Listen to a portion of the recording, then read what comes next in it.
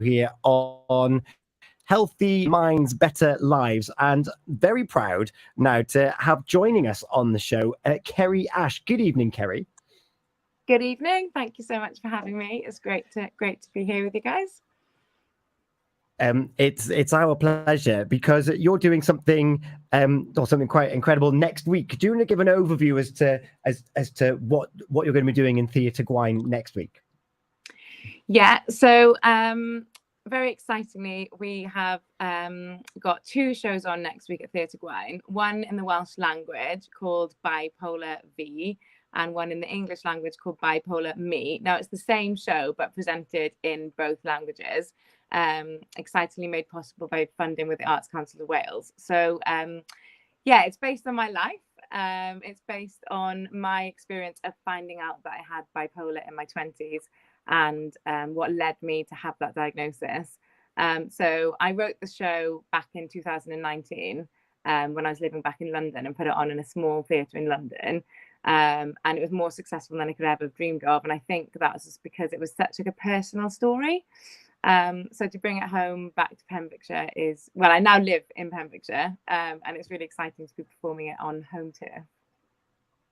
Fantastic. Now, Hayley, I've got a bad habit of always jumping in and asking questions. If you've got a question, Hayley, tell me to shut up and you ask some questions. But first of all, I will ask the first question. Ceri, you mentioned there that you were diagnosed in your 20s. How did that come about? And what did you have any other symptoms prior? Like, well, you would have done to get the diagnosis, but how was your livelihood growing up to have that revelation? Yeah, so what's really hard with bipolar is you can't scan someone's brain and find out they have bipolar, or you can't do a blood test. It's all behavior based.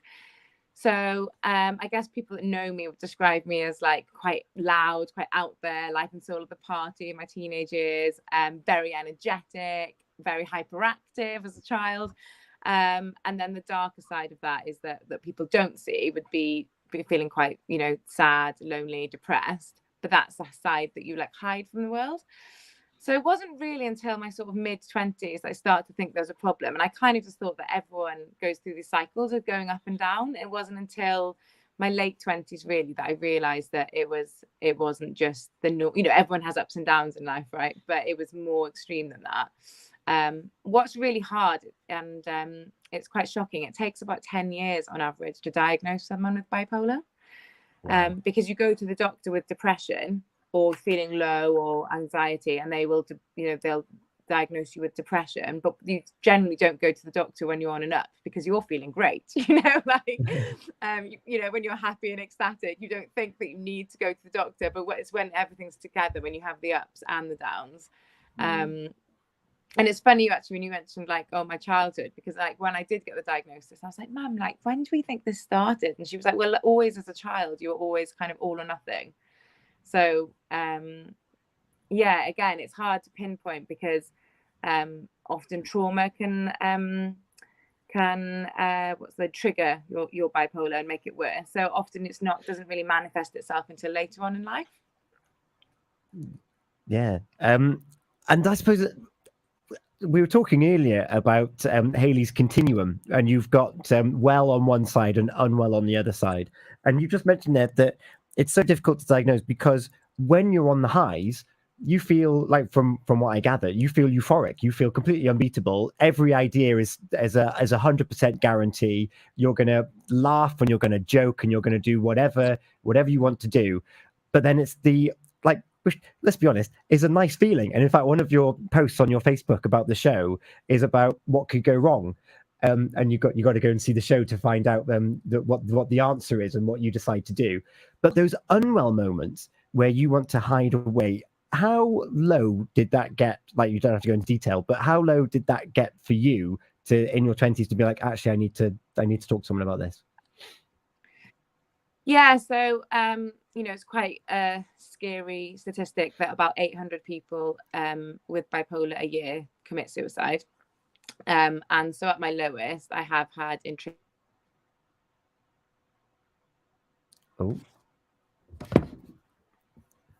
Oh, Ceri, are you still there, Ceri? Hayley, can you hear Ceri, or is a connection gone? I think the connection. Oh, there we are. Oh, that just we just Oh. lose the connection then. Sorry. There you go. Yeah, sorry, no, you're back now. That's what matters now. But yeah, you're saying 800 people with bipolar a year are taking their own lives, and then you're going to carry on from there.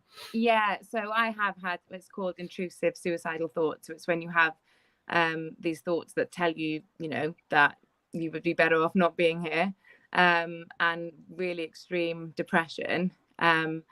So that unfortunately is one side of bipolar, but taking medication takes the edge off the highs and also means that you don't get such severe lows. So yeah, and also you get like intrusive thoughts of feeling that it's sort of like you would be better off not being here, that your friends and family would be better off without you being here, which is completely untrue. But when you're in those dark moments, and also feelings of like complete sheer exhaustion, so you can sleep for days and days and days and still want to sleep more, and you pull away from the people that you love, you lose interest in the things that you like to do. So you lose interest in, you know, I love singing, acting, dancing. I'm very outgoing. So people are like, what, they just won't hear from me for a couple of weeks. Yeah, so it's you know, it's quite a frightening place to be when you're in it. Thankfully, like now, for the last couple of years, I've been in quite a stable place, so I haven't had those thoughts and feelings. But unfortunately, they do return, and you just have to remember that they're going to pass. Yeah, because you mentioned earlier that you have these peaks and these you've got your highs and you got your lows, and you just thought, well, that's just normal. Hey, I'm going to bring you in here. Having higher thoughts and lower thoughts to an extent, is that human behavior? What is it that people could be like, or could be looking out for? I think it's, as Ceri said, it's the extremes, isn't it? Because life is about highs and lows. We have that roller coaster, but it's how extreme they go either side of that. And it sounds like the highs are massively high, and then it's that the crash from that then would be, I would imagine, really destructive. Yeah, and I think what's interesting with bipolar is the higher you go, then like the lower you fall afterwards. And so a lot of people with bipolar, and I myself was one of these, is very anti-medication because you don't want to not have the highs. But one of the questions that the doctor asks Katie, who's a version of myself in the play, is would you sacrifice the highs not to have the lows? And that's something that you have to sort of accept with the bipolar, that and it's difficult as well because the highs for you can be brilliant, but they're not so fun for everyone else around you. So the feelings of like, I mean, for my favorite high story is booking a theatre for a show in London that I hadn't written. So I booked a theatre for 3 months' time and I hadn't actually written Bipolar Me. So I rang my mum and was like, Mum, I booked a theatre. And she was like, what for? I was like, my show. She was like, darling, what show? I was like, you know, I told you I'm going to tell the world I've got bipolar through a show. And she was like, you mentioned it once in passing, yes. Didn't realise you were actually going to go through with it. And I booked one-way tickets to Colombia. I bought like 5 pairs of trainers in the middle of the night, sent flowers to friends. You know, they're all quite lovely things to do, but like, you know, spending hundreds of pounds in the middle of the night buying trainers and sending flowers, or so that it's difficult because all of those things individually aren't an issue. It's when you put them all together that's when it becomes an issue. Are you aware that you're coming into a high? Do you feel it like taking over you, or does it just kind of happen? Then you reflect on it and think, "Oh, I was probably on a high." What comes first? Now that so a big part of like being well with your bipolar is tracking your triggers and tracking your sleep. So there's actually there's a charity called Bipolar UK, and they've created an app that you can track your mood and track your sleep on. And if you're on a 5, that's stable. If you're going up to 6, 7, 8, you're going up into mania. And if you're going below 5, 4, 3, 2, 1, you're going down into depression. So every morning I actually track my sleep and kind of track where my mood is at. So yeah, you can sort of feel it. It's like, you know, when you've had like a couple of drinks and you start to get that feeling of like, oh, the night's starting now, and you might become a little bit more gregarious or outgoing. That's sort of like the only way I can like relate it to is like that feeling of like starting to like lose control a little bit. And sleep is a huge thing. Like if you're sleeping too much, you're veering into depression, and if you're not sleeping enough, you're probably slipping into mania, or hypomania, which is what I have, which isn't full-blown mania. It's like one below. Talking quite quickly, having lots. So when I have lots of creative ideas, I've learned, because I'm a writer and an actor and a creative, I've learned now to be like, okay, maybe don't start writing that play until you finish this one, or maybe don't, book another theatre until you. And also your friends and family are quite good now. If you trust them to tell you, like, oh, you've just said that you're going to like write a novel and do this and do that and do this, and they're like, maybe just take a deep breath and think about one of those. So friends and family are definitely, I think, a key part in your wellness. I think with any mental health condition, talking to people is just so key. And so with that, are you able then to kind of keep a hold on the mania? Even though you've got these people that might be saying, are you sure you want to do that? You've already mentioned these 3 or 4 things. Is there an element of control that you can take, or does sometimes that hypomania just plow on through anyway? No, it does sometimes take a hold of you. And equally so does the depression. And I kind of, now I treat it like when I'm down, I think like, well, if I had flu, would I just take a week off work and lie in bed and let it pass through me? I would. So I kind of treat it like a physical illness. And then with the hypomania, I tend to, like, for me, it's harnessed into being creative. So I will start thinking of new creative projects, or I will, like, I journal a lot, because I know that like a later date I will probably like use this like creative energy. But I mean, it is great, like, I've written sort of whole plays in like a couple of days because I've been like just in this kind of creative state. Or often I will Google like Skyscanner and be like, where am I going next in the world? And we'll book flights to places. Wow. In Colombia. Pardon? Did you end up in Colombia at all? I did. I was there for 6 weeks. Oh, okay. Wow. Sounds good. With a friend. I mean, to be fair, so this is quite a classic example. A friend of mine had broken up with her boyfriend in Australia and said she was going traveling in South America and then coming back to the UK. And I was like, oh, where are you going in South America? She was like, I think I'm going to start in Colombia. And I was like, I'll join you. And she kind of thought, yeah, whatever. And then I booked a flight and joined her like within a week out in Colombia, and dropped the day jobs. I was used to work as a nanny in London, dropped all my day jobs. And my friend in Australia, her friend was like, who is this person that can just meet you like randomly in Colombia and drop all of her life? And my friend Gabby was like, yeah, you haven't met Ceri. Like, once you meet her, you'll understand. Yeah. So, I mean, they're quite funny stories, and it's nothing, but it could have been, I guess it could have had like a negative impact. I was going to say, like, listening to your stories. Oh yeah, no, you go, Hayley. Well, I was just going to say, I suppose, as you said earlier about the highs being good and positive and creative, it's really difficult to be able to say to somebody, this is a problem. The lows, yeah, no, definitely. Like, I've had, arguments with my mum where she's been like, this isn't a good idea. But I think years ago I wasn't on medication, and I think I was quite anti-medication for a long time. But now it has taken the edge off the highs and taken the severity of the depression. And now I can sort of feel when a hypomanic stage is coming and kind of harness it a bit more. But it's definitely really hard to tell someone that when they're feeling great, that it's an issue, because you feel on top of the world. But there can be, there is risk-taking behavior involved with hypomania as well. Like, you don't think things through, or a lot of people, when they're on a hypomanic, will then seek, will involve themselves in drug-taking behavior because they want to keep that mania. So that it can lead to quite self-harming behavior as well. Yeah, and we talked a lot about the pro But the consciously and that awareness, the depressive side of it as well.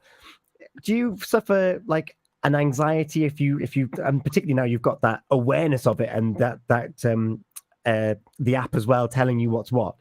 Is there a fear and anxiety if you start getting 4s and 3s and you think, oh my god, is this now going to be a slump? Like how does that impact your day to day? Definitely. I fear the downs much more than I fear the ups. And I think sometimes it's hard to differentiate between, oh, I'm just tired, so I've had an early night and I've slept for 10 hours, to, oh my God, like the depression's coming back. And it is just horrible. And you can sense it. Like I can feel it's just a slow, like, decline from like doing things I love. Like I love chatting to my friends. Like I've not long moved back to Pembrokeshire from London, so all of my friends are in London, so I have lots of conversations on the phone with them, and I slowly, you know, they were like, oh, we haven't heard from you in a week, are you okay? And yeah, it's feeling like depression's a funny one because people just think you feel sad, but it's actually like a physical thing. Like I feel heavy, I feel tired, I don't want to eat, I don't want to like speak to friends and family, and I think that side of stuff scares me more. And obviously, yeah, living with the statistic that you are more, is it 20 times more likely or something like that to take your own life if you have bipolar. And the average, I think the average age of someone with bipolar is like 65 because of a lot of people take their lives at a lower age. So, you know, it equals out to be quite young. And that is scary. Yeah. And what the play touches on is that, unfortunately, you can learn to live with it, but there's no cure for it. So that was really hard to accept. Oh. Yeah. Oh, sorry if I lost you again. The sick breaking up on the line. If there's no, Ceri, can you hear me? Yeah, I can hear you now. Yeah. The line. I'm plow on anyway. So, GJ Greg, you've just mentioned there that it's something that can't be cured. GJ Greg disagrees with this, but he's also saying, well, I hope this lady gets well one day. Now, I'm putting that on the screen for you to see, because there's parts of this which have actually been very beneficial to you in your life. Would you want it to go completely? Do you know, it's so interesting. Stephen Fry has got a documentary called The Life of the Manic Depressive. And he asks lots of different people with bipolar, would they press a magic button and take it away? And most people, bar one, I think, say no, they wouldn't take it away. And now that I've learned to harness it, and thank you so much for that comment saying, like, I hope you get well. But for the last 2 years, I've never actually been more stable or more well. And I've learned to harness the bipolar. And I kind of see it as my superpower. I think to be able to, like, feel like, because I'm a creative, like I pretend to be someone else for a living, like, as you know, Tom, like method acting, right? You have to act and you have to access these dark areas of humanity that people don't want to think about often as actors. That's our job, right? And our job is to share pain, is to share joy, but it's to share stories. And so for me, I feel like it makes me a better actor. It definitely makes me a better writer because I can tell stories that other people don't have experience of. And I think, you know, also a lot of very successful people, like are on, you know, it makes you very entrepreneurial, it makes you much more risk taking. So a lot of creative people do have bipolar. Like I think I list some of them in my play. There's Catherine Zeta-Jones, Russell Brand, Stephen Fry, Mariah Carey, very successful people. And creative people. So yeah, I think in one way it's part of me now. I can't imagine not living with it. So yeah, it's an interesting question. And the last few points, so we're coming at 10 o'clock, we're going to be talking Stress Awareness Month with Carl Williams in just a few moments. But before you go, we're going to be talking to Ceri tomorrow morning on The Breakfast Show as well, just after 9 o'clock, to talk more about the play and what you can experience next week in Theatr Gwuan, which I'm very much looking forward to. But the cycles of these the hypomanias and the depressive yours, from what I've read in the past, for different people they're regular, but that regularity can be different time periods for different people. Is that fair to say?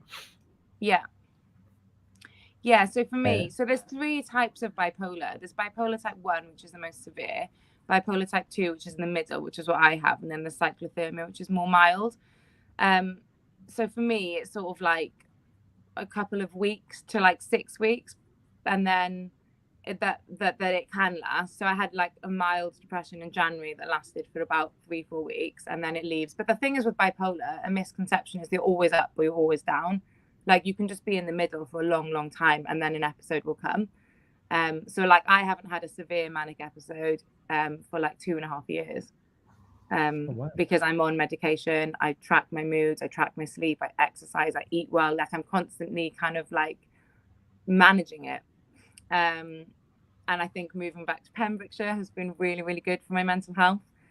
Living by the sea in Goodwick, living somewhere beautiful, being in a much more supportive community that is also out of like the rat race has been really good.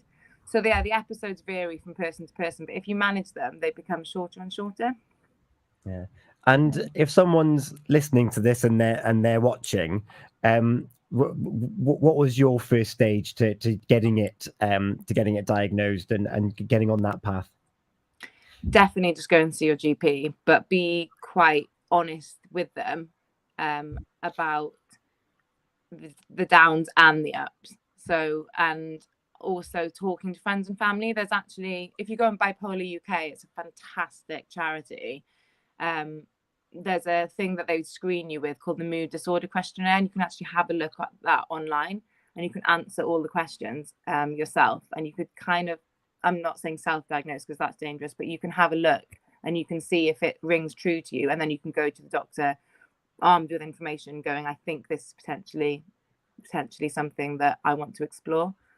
But yes, the first thing is always just to talk to someone. If you think, I mean, I've had messages from people on Instagram who've seen the show being like, I think I've got bipolar. I'm like, do I have it? I was like, I'm not a doctor, so you have to go and speak to them yourself. But yeah, just speaking to someone is just so important.